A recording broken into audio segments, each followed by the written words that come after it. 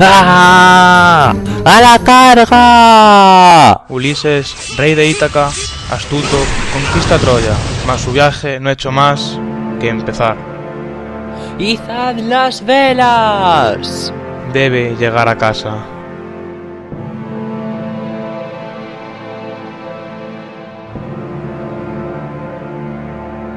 Habrás de ir al reino de los muertos.